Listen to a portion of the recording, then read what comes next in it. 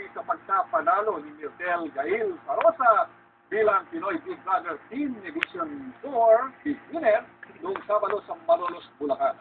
Yan po ang balitang lugalit ni Floran Tecatan.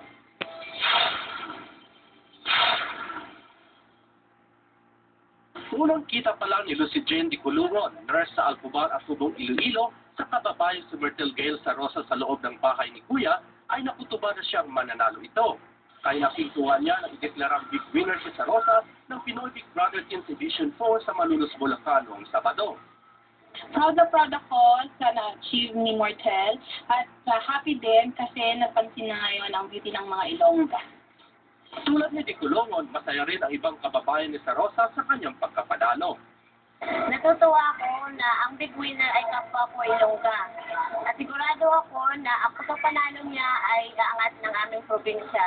Siguro nga, nakitaan siya ng potential ng mga manunood kaya siya ang ibinoto. At isa pa, meron siyang star factor. Yun ang pinakamalaking point doon. Bakit siya ang napiling manalo. Matalino raw at may disposisyon si Myrtle sa loob ng bahay ni Kuya, bunso daw ng pagiging chairman niya ng Sangguniang Kabataan sa Barosac Nuevo, Iloilo.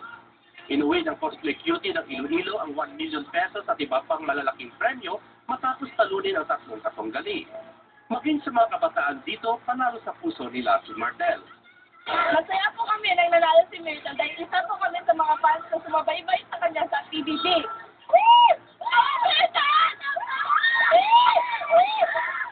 Ngunit mayroon namang naniniwala na si Karen Reyes ang dapat manalo. Gusto ko yung street sa akin, isa kay Myrtle. Kasi naging popular lang naman siya kaya dumami yung mga views niya kasi isa siyang cosplayer. Inaasahan ng mga fans ni Myrtle dito na hindi magtatapos ang kanyang kasikatan sa PBB House, kundi magpatuloy ito at maging successful rin siyang actress sa hinaharap. Nagbabalita sa Middle East, Florence Catanos, Alcobar, Saudi Arabia.